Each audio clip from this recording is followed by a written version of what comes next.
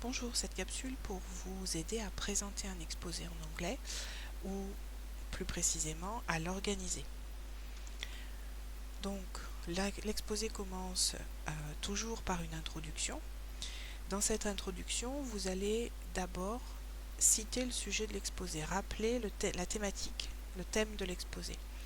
Et vous allez pouvoir utiliser des phrases comme I would like to talk about ou bien I'm going to talk about. Une fois que vous avez repris le sujet de l'exposé, vous allez présenter la problématique, c'est-à-dire présenter la question à laquelle votre exposé va répondre. Vous pouvez utiliser la phrase suivante, soit I will try to explain why, si votre question est en pourquoi, ou bien I will try to explain how, si votre question est en comment.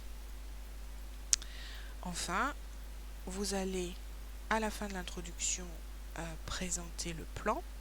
Je vous propose 3 phrases pour 3 parties. Si vous n'en avez que 2, vous vous arrêtez à la deuxième. Donc pour la première partie, First, I will deal with. Pour la seconde, Second, I'm going to tell you about. Et pour la troisième, Third, I'll say something about. Donc dans toutes ces phrases, vous avez des verbes pour évoquer l'idée de parler, de dire, d'expliquer. Je vous les rappelle ici. Talk about, explain, deal with, pour je vais maintenant m'occuper de tel sujet, développer tel sujet, tell you about, ou bien say something about. Je vous propose de répéter toutes ces expressions pour vous entraîner à les prononcer. I would like to talk about, I'm going to talk about,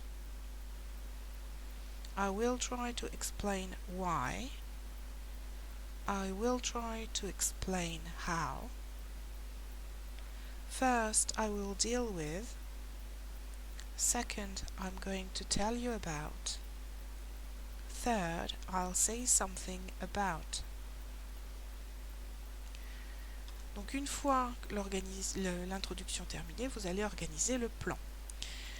Au début de chaque paragraphe, de chaque partie, vous allez pouvoir utiliser un mot de liaison pour bien que l'auditoire se repère dans votre développement. Donc, par ordre d'apparition, dans l'ordre, donc on a first pour la première partie. Ça peut aussi être to start with, pour commencer. Puis next, last, vous pouvez vous arrêter là, ou bien si vous avez une partie supplémentaire, terminer, ou éventuellement pour la conclusion, terminer par finally. Je vous propose de répéter. First, to start with, next, last, finally. Enfin, votre exposé se terminera avec une conclusion. Pour commencer la conclusion, vous pouvez utiliser soit finally qu'on a vu précédemment, soit to conclude, ou bien as a conclusion, I would say that. Vous pouvez parfois donner votre opinion, avoir envie de donner votre opinion dans la conclusion, et donc vous allez introduire votre opinion par des expressions comme I think, in my opinion, ou bien for me.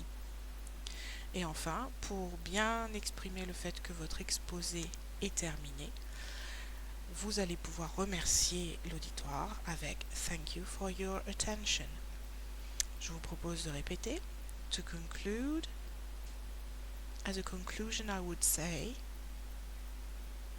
I think, in my opinion, for me, et thank you for your attention.